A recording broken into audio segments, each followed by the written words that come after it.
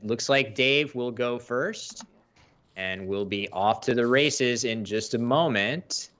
But And if you wanna talk about Scrabble workout goals, I think now that the word "swolist" is in the dictionary, I mean we all have Lucas to look up to.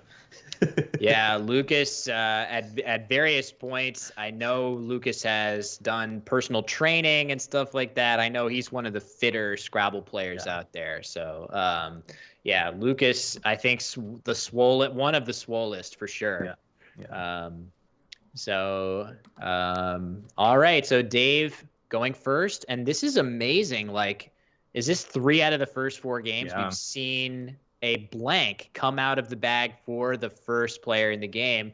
I mean, It we've is. seen a number of, again, as I said, if you watch enough Scrabble, you can find something interesting about almost any game if you're looking, right? If you're looking carefully, because Scrabble is such a game of permutations and unusual outcomes that you'll eventually find something notable about almost any game. But we've seen a lot of those blanks come out on the first player's draw, and Dave plays fix, leaving RHY blank, which that seems like a pretty good play. RHY blank is not a lock to bingo, but it is nice for Dave that he's created a spot for his Y with the phi hook. So if he's able to draw, and he has a 7-letter possibility ending in Y, it is now going to play Yep. underneath fix, assuming Lucas doesn't block it, which I think there's a decent chance that he will. So let's see what Lucas is able to do.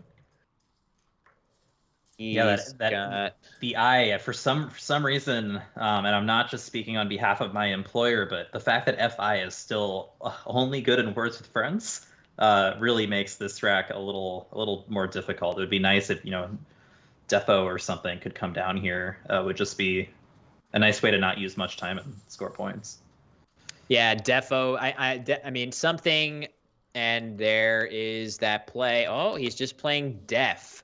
Ooh, okay, that's reasonable. Setting up a hook for yourself in that O also makes it much more difficult to reach the triple word score. I think that's reasonable, but now we're going to see a massive, Yeah. massive play for Dave in response here. So Def, you would think it would work out slightly better some of the time to avoid access to that triple word score, but Dave is going to do one better than that and hit both double word scores in one move. 106-point play for Dave here. Nice find, I have to say. Not the easiest words to find to hit both of those double word scores, but Dave has managed to do that.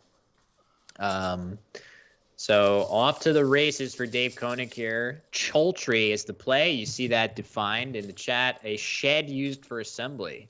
So, yeah, we'll just have to see.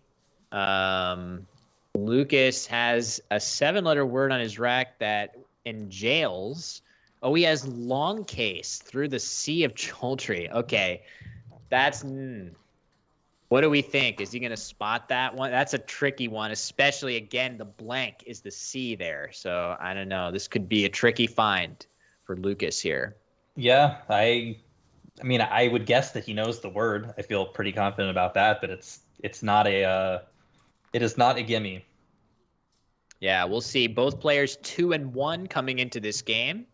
So, definitely still a little bit early to be looking at the standings and the scoreboard. Oh, I think he sees it. Yes, he sure does. Nice job, Lucas. Okay, so you can see he had that epiphany. He had that epiphany there, and he immediately rearranged all of his letters, and long case is on the verge of hitting the board.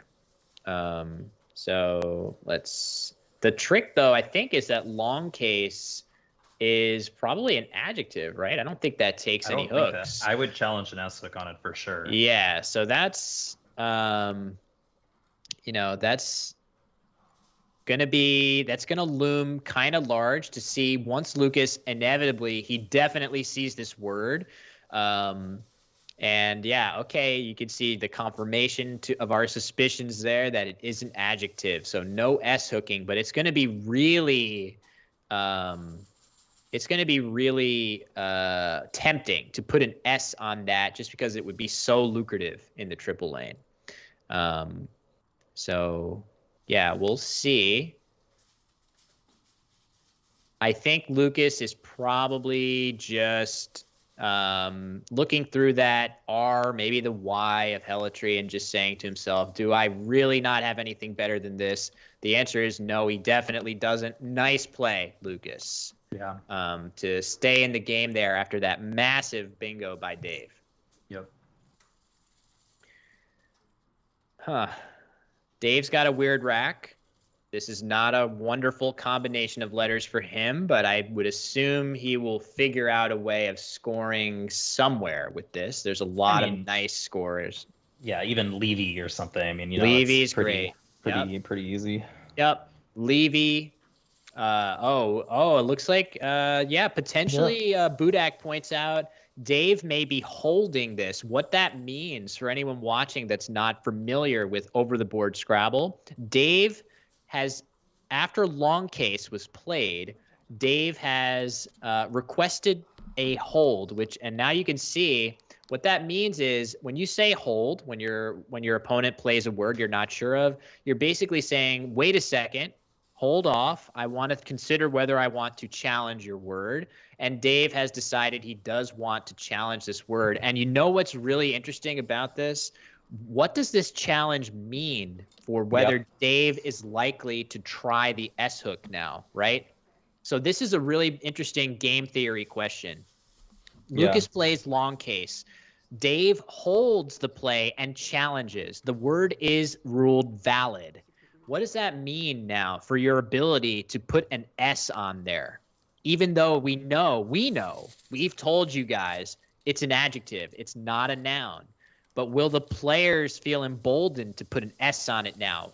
Or will Lucas feel emboldened to do it, especially if Lucas knows it's an adjective? Kind of interesting. We'll see what happens there.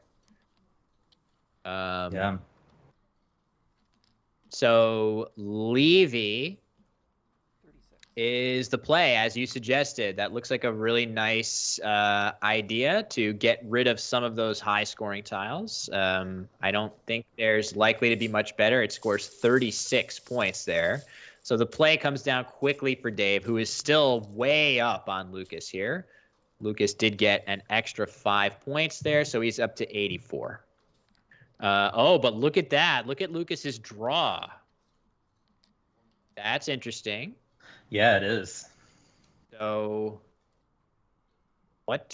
oh man, he's got some bingos available here, but they are not the easiest finds. I think Lucas has a shot at them both, though. Does anybody see the bingos that Lucas has available? He's got 2. I mean, actually 3. Certainly 1 through the R might help out his future chances, given Dave's rack that he's looking at. Yeah. Oh, man.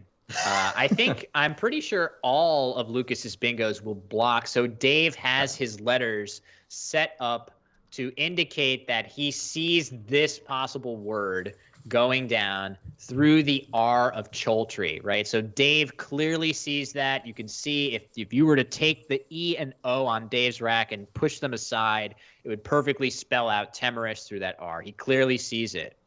I wonder if Lucas is going to try Dust Cap or something. Is that? I mean, he has Dust Cap lined up there. I hope he doesn't try that. I'm not sure what that would be. Right, like a cap that you wear to dust the ceiling, or just like a cap you put on something to avoid getting dust on it. I don't even know what that would be, but a couple plays being suggested.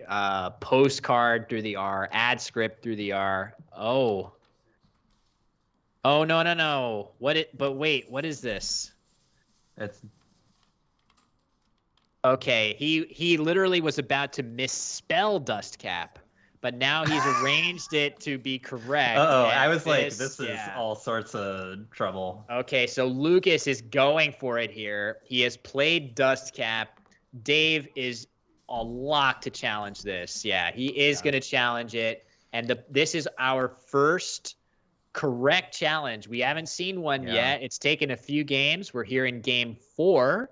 And this is a clever attempt, a creative attempt, but it is going to come off. And this is a huge swing because Dave is now going to play Temerus through the R of Choltry, and that is going to block basically all of Lucas's plays that he had through the R. And why? Diptychos. You could argue here that Dustcap was a very Temerus play, right? Yeah, it was. It was rashly and presumptuously daring, for sure. Sorry. As you indicated. Yes. Sorry. No, that's great. We gotta using these words in a sentence is definitely gonna help us all retain them. Yeah. Well, I'll be the first to tell you I don't know what words mean, and to be honest, I do not care. But sometimes I have a good idea, or I'm just looking up just for the fun of this. Hey, in the chat, let us know what would Dustcap mean to you. Yeah. To define Dustcap, what would it be? Can we get some definitions of Dustcap in the chat? Yes, like official-looking ones. So, Dustcap was challenged there, and that's a big swing for Lucas. He had a chance to bingo through that R in a way that would have blocked Dave's bingo. Instead, Dave Koenig takes full command of this game. To Conrad's point, you definitely see this general, playing of words in Scrabble, tournament Scrabble, words that you can't define. That's definitely a thing that surprises a lot of people.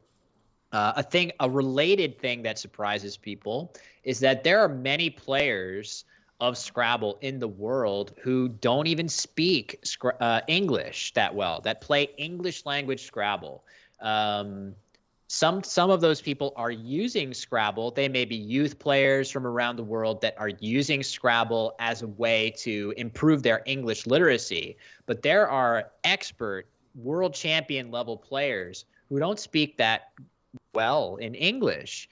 And that is a stunner to people. And I think people are equally surprised when they learn that our GOAT, our greatest of all time, Nigel Richards, won the French language championship without speaking it. But I think the thing that makes that all make sense is that really, no matter what your background in English, learning to play really high-level Scrabble starts to be almost a different language in and of itself. It's barely even the English that you know and love. You're learning the words less as lexical units, more as playing pieces, and you just want more playing pieces to be able to play better.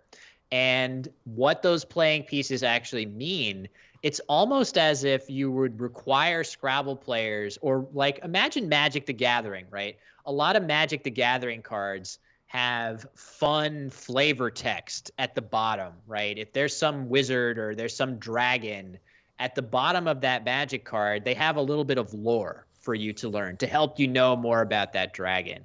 Do you need to know about that dragon to play the card effectively in a game of Magic? No, you don't. Just the same in Scrabble, you don't technically need to know what the word means to be able to play it in a Scrabble game either. So it is a little bit of a learning curve as we see paste go down for Lucas. That looks like a good idea to set up his S in a really big way, but it's going to get countered quickly by the Z, I think. Does that make sense, Conrad? This idea of like Scrabble words as playing pieces. Yeah, maybe that makes more sense to people. No, honestly, I love how you just described that as like, essentially like even a definition in many ways. It's part of the art of the card. It's the part of the art of the word, the playing piece. Honestly, I think it's a really really nice way of describing it. So let's stick to that for the future. I just came up with that on spur of the moment. It was great. I'm impressed. I won't lie. That's just right off the top of my head, being honest, if I'm honest. So, the question now for Dave is, he's up by a ton. Obviously, Lucas has played paste. The other thing to know, again, to remember, is that Dave knows based on Lucas's attempt to play Dust Cap, it's not a surprise to Dave that Lucas is setting up his S. He's already seen that S, right? We just saw Lucas play his whole rack. So Dave knows for sure that Lucas has ST blank. And in that situation, you already want to play your Z in that upper right hand triple.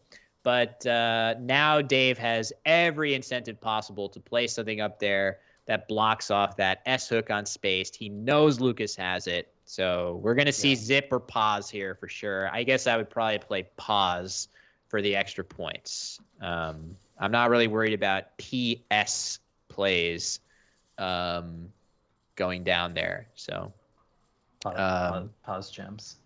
Yeah, pause champs, exactly. Pause champ is a legit thing. It is. All right, he's gonna play Zit. The reason that he's playing Zit instead of pause for 12 fewer points is just he probably doesn't want to keep two eyes on his rack, and he probably also doesn't want to leave Lucas some crazy possibility of playing something ending like epilepsy or something, right? Like I don't know. I'm not 100% sure.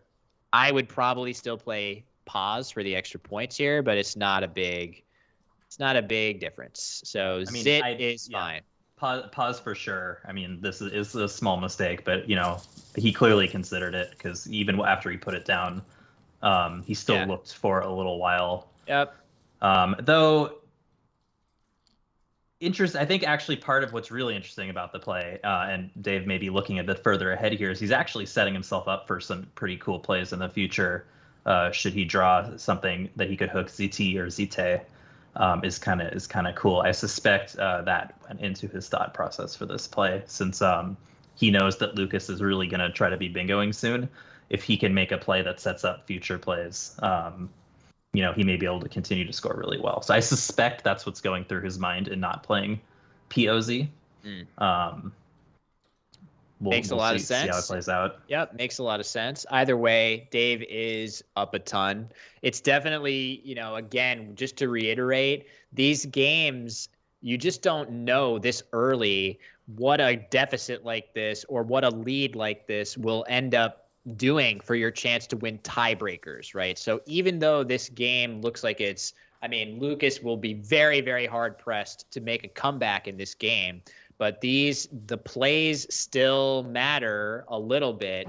And I think that if you're going to try to have a good, have a rationale for why point spread is a good thing, that would be it. It makes you have to try in games like this.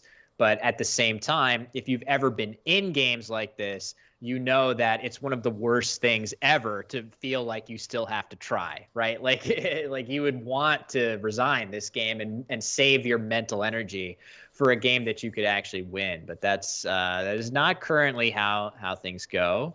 So all right, ooh, nice play, history, good play, nice overlapping 75-point bingo for Lucas. Maybe, just maybe, if Lucas starts to draw bingos out of the bag like gangbusters, he can start making this comeback. But it's going to take a lot more than this. So, yeah. Oh, yeah. So, yeah. Brett asks a good question, which I love your response to that. Bio 4. Yeah, that's Bio 4 through the H of history is interesting. I think that takes an E hook, and I would worry a little bit about what happens if Lucas draws a bingo with an E in it, and has he managed to do that? Not quite. Yeah, but I think Bio 4 is still a pretty good play, frankly, if that's what Dave ends up seeing. So let's see. Yeah, that's definitely the play that the engine seems to like. I wonder if there's not a safer play than that somewhere, but that's probably fine. Oh, he's going to play it. So, all right, Bio4, you see it defined in the chat, a hypothetical unit of living matter. I mean, that's just a really nice play. Obviously, a nice word. You're not going to see that word played every day. And there it is. But this is another interesting question, though. Now whether long case takes an S is no longer relevant to this game, But whether the players know that Bio 4 takes an E is very relevant to this game. Yeah. So we'll just have to see if we encounter either player putting an E on that. I'm going to bet that Dave knows that. And I bet that Lucas might know it too, but it's hard to say. Yeah. I mean, yeah, Dave probably knows it. I mean, it really, the fact that it does take that E, he is inviting a little bit of volatility into his future, where you can kind of what we would call forking the board in the future, where Lucas can play underneath, opening all sorts of triple word scores all at once. Feels like an aggressive play. Yeah, I mean, we'll see. Yeah, there wasn't. I don't think there was a ton other stuff being suggested that even scored anywhere remotely as much as Bio 4 or didn't open. Like the other spot that scored well in that situation was parallel plays under history, but even those plays open a triple lane that are kind of scary at this score, right? Like the way you can lose this game. The way you can lose this game if you're Dave is to make a play that normally would make all the sense in the world to balance your rack, score a good number of points, but putting a letter in the triple lane where your opponent can play something hitting both triple word scores. Like normally those plays are the risks of doing business when you play Scrabble. You have to make plays like that sometimes because you need to keep scoring a lot and keeping good letters, or else your opponent is going to catch you. But in this situation, Dave doesn't necessarily have to keep scoring that much and keep good letters, and Lucas probably won't catch him, right? Like you have to take that into account and always be ready to adjust your approach to the game accordingly. So I actually think in this situation, Bio 4 is probably better than plays like Broad or something like that under history, making 2-letter overlaps. But it has its own scary components. But Lucas really, this rack for Lucas is like the worst possible thing. For Lucas, either he wanted a high-scoring tile to hit one of the triples really hard, or play something with Bio 4, the E hook, or he needed a bingo. He did not need 7 1-point tiles that don't bingo. So that's tough. So yeah, it looks like he may try to just fish off a couple tiles, and I get it. I mean, it's tempting to play something like Renin and Bio 4 if you know it, just because at least you're opening some more stuff. At least after a play like Renin and Bio 4 with that E hook, now there are 2 lanes open for 7-letter bingos, one alongside the B and I of Bio 4, one along the lower edge of the board, and there are some triples to score on.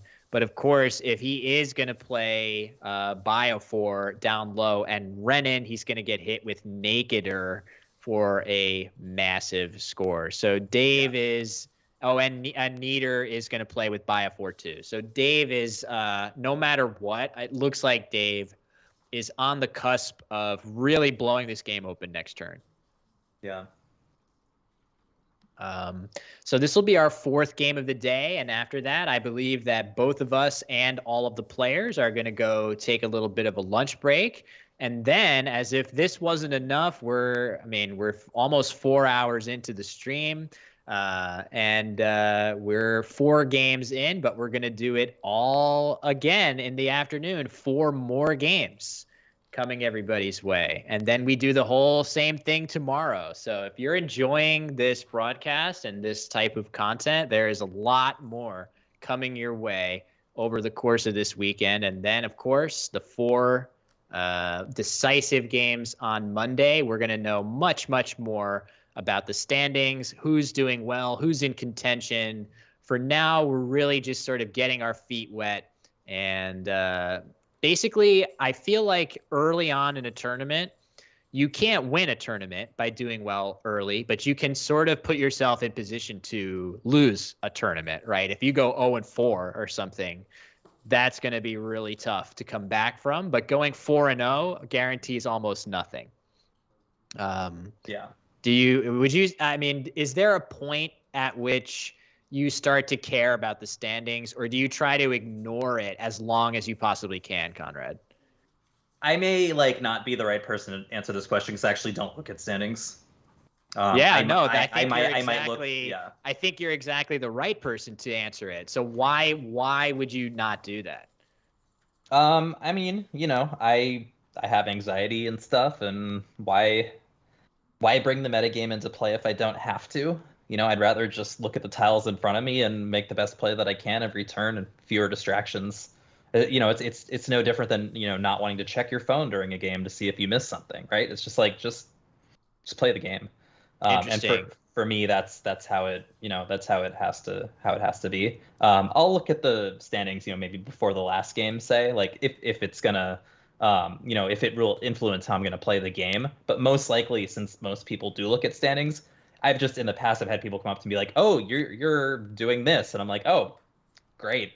Didn't want to know that, but I guess now I know that I need to win by X number. X points if I want to have a chance at playing for first in the last. It's what it is. What it is. Well, obviously, it was not my intent to to force you to confront something that gives you anxiety. So I apologize. I apologize. Oh no. It would give anxiety in the moment. I can talk about it now. It's just when I was a kid playing Scrabble, man, it was anxiety inducing. It was fun. Well, I mean, yeah, there is that component. I mean, there's a component to any form of competition where that sort of thing happens. Ooh, okay. So lion over iron. That looks like I don't know, RREN. I don't think RLEN is that much better, or LREN, but I think it's better enough that I would not want to have duplicate. Oh, you'd want and you'd want the I out there anyway, right? Yeah, I think the I, so that you could play something ending in IER. Yeah. But anyway, we're gonna see almost certainly. Maybe we'll see a disconnected triple assuming Dave plays that neither. Would be so fun. Yeah, had Lucas drawn an I and maybe some different stuff, maybe we could see that. Doesn't look like that's in the offing here, I think. So, all right, the play was lion for Lucas. Yeah, Dave is still going to hit this bingo really hard. And don't discount the fact that the Bio 4 hook. Oh, wow. Oh, man. Okay, so the E hook on Bio 4 gets past him. I feel like, it's way fewer points, first of all. It's 17 fewer points, and it leaves the triple lane completely untouched.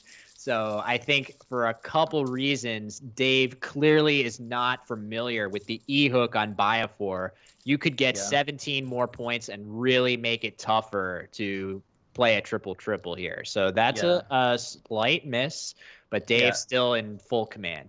Yeah, I have to imagine in a different game setting, he may be more likely to play maybe he's like 90%, 80% sure of it or something. Mm-hmm. And it's just losing a turn now is just so bad that it's just like, this pretty much puts him at 100% chance to win, or 99 or whatever. Good point. Triple open that he may have just taken the safe play, and if so, that is fair enough. Highly defensible. Yeah, totally defensible for sure. But obviously, in some tiny percentage of games after Neaters, Lucas has a triple through the L that he would have been able to block prior, and the game is all of a sudden super close, and Dave has a terrible rack, right? Like, there are definitely situations where you could imagine that. So they're very unlikely, definitely. But in this particular game, Lucas really doesn't have anything very good. I mean,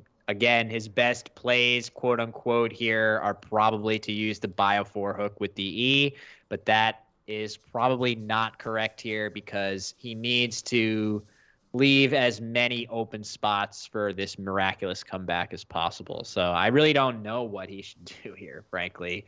Like server or something from the S of Temerus. How about Bio 4 and Nerve, setting up E Nerve, putting that E in the right spot for a crazy triple. Love that. Love that idea. That's a great idea. So that way, if you draw something like IER, it plays with E Nerve. Okay, so Conrad's suggestion is brilliant. So the Bio 4 hook, if Lucas plays nerve with that first E, making Bio 4 with the E at the end, E nerve is a valid word in CSW, and I love that as a way. Oh, look at that. Lucas is fishing for revenge or re-given, clearly. So I think he's probably hoping that Dave blocks the L of lion going upwards, leaving the spot available for him to play, or Avenger. Oh, no, he doesn't have that. Okay. So that was just a fish. Obviously, at this point in the game, even a bingo of that nature is not going to really do enough for Lucas. He probably needed to go for a play that scored well and gives him an outside chance at a triple-triple, as Conrad suggested. So either way, Dave's still in really good shape here. Yeah. Oh, and look at that. He plays wood. That's intriguing. I guess he doesn't really have a better way of blocking that L that reaches a triple. Is that possible? I mean, extremely confused by that play. That's surely there is something that hits, right? I don't know. I Is there not any play that reaches a triple word score there? I don't know. I'm not really seeing. I mean, I'd rather play like, I don't know, WAG, AB, and GI. I mean, like, honestly. Oh yeah, that looks fine too. Like, yeah, any, like, WAG, I don't know, anything. WAG looks significantly better. I wasn't even thinking about that as a block, but leave it to you to see quickly what is the best way to block off that spot. Yeah, but either way, these are, splitting hairs. Dave is up 395 to 207, so he's doing just fine. I guess. So, Lucas does have Vengers is valid in Collins, isn't it? Hold on. Yeah. Okay. Like, so I wouldn't doubt you. It sounds good. Yeah. I think. So it is valid. So basically, this is the true test. So I think we know for sure that Dave was not thinking about the E-hook on Bio4. Is Lucas aware of it? And is he aware of it to the point where he's willing to take a risk on Vengers, which is definitely not, I don't know. That's a tricky one. So Brett says, I would be surprised if we saw it. Yeah, I think we can stop worrying about it. Yeah, especially now. I think we're unlikely to see that, but maybe the S hook is what we will see. So Dave's going to play Quagga here. I would guess he's going to play Quagga almost instantaneously through that G. We'll see if he just plays Quag or if he thinks to play longer. He does. Good job to Dave. That is definitely the best play. Scoring a boatload of points, 51 points for him, getting rid of that QU combo, which can be difficult to use productively sometimes. And as pointed out by Jesse and Jello Mochas, it sets up the W quite well for him. So a lot of good things going on there for Dave with that play. And Lucas has decent. Nice. Okay, so he sees that he actually has a 7-letter word there, but I don't think this plays anywhere on this board, so he will. Yeah. Not sure what to do for him here. Yeah, I don't know. Woods. Oh well, Wood I think takes a T hook, or takes an S hook in Collins. Oh no! I mean just. You could just play SI here. Just play SI right now. Yeah. Instead of Woods to the second time. Oh. Obviously, the hilarious thing about that is that Dave has a T, so it's not. Yeah. That's not gonna work. Don't do it. But Yeah. So obviously it is a little weird that Woods is a valid word, but it appears to be. Okay, Visto is played instead, just getting a few points. 27 points there for Lucas. I think he's sort of thrown in the towel on getting another bingo down in this game. It really has been all Dave. Yeah. From the get-go here. Again, though, even though Dave had his massive bingo of Choltree, Lucas made a nice play of long case, and then that dust cap situation really changed the game, right? Had Lucas played ad script or postcard or something valid through that R of Choltree, he blocks Dave's play of Temerus and stays in the game quite a bit longer. So it's a totally different game. So that's just tough. Oh, we got to give Dave his Quagga points. Sorry. So Dave is actually nice and high up, 446 to 258. So yeah, the clock also another factor for Lucas. So we can I'll start showing you guys the tracking now in case anybody is curious. It's going to be here. There we go. Okay. So, wow, the tracking from Dave's perspective is really weird looking. As you can see, this is so in the upper right of your screen, those are the unseen tiles. You can see from Dave's perspective right now, very, very weird, ugly set of tiles, a lot of vowels, a J, a B, very few bingo consonants still there. So Dave is in a good situation here to get a lot of spread out of this game, especially because Dave is now keeping pretty good bingo tiles with a chance of drawing a nice set of vowels to go with it. Many more vowels than consonants to come. Yeah. I mean, interesting, depending upon what he draws, he may draw a bingo with Bio4, and now he might have another chance to actually play it because it's so much better. Good point. Yeah. Okay, so Quina is playing. He almost did it. So Lucas playing Quina up there. He's up to 273. And Dave, yeah, he's almost there. Climbing or something. All right. So now the bag, I think, should be empty. So it looks like Lucas's final rack will be AAEEIJN. So. Yeah, if there was one more, really, it'd be a good B-fish to go for Melanic and Bio4.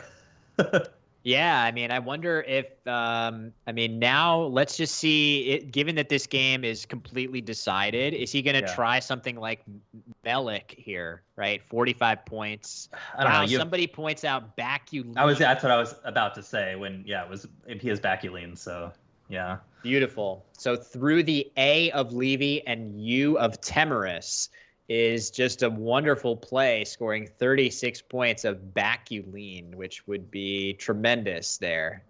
So we'll see. That would be really, really nice. I think that's something that I expect Dave to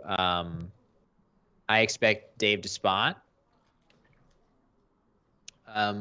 But we'll see. That's a tough one. It's especially tough to spot stuff like that in a game where you don't need it, right? You don't have to find a play that cool here. You just have to play anything, and you'll win the game by a lot of points. So, yeah. So anyway, we'll see what happens here. Lucas, again, that 1 minute and 11 seconds. You can't say he hasn't tried his very best to come up with as many creative ideas as possible. Perhaps the most creative being Dust Cap, which was too creative. Yeah, a little too creative. So that was the inflection point here. But obviously things were going to be tough for Lucas after the 106-point Choltree goes down for Dave on his second turn of the game, which was a very nice play, it should be said. Yeah. So Dave is unfazed by the fact that he's up by 200 points. He's just taking his time. Oh, there it is. Very nice. Very, very nice play. Yep. Baculene goes down through the A and U, leaving himself with just an M. That's a nice tile to score a good number of points on a subsequent turn. So well done to Dave to spot that tricky play. That's really high-level stuff right there. Saving a nice spot for the M to go out.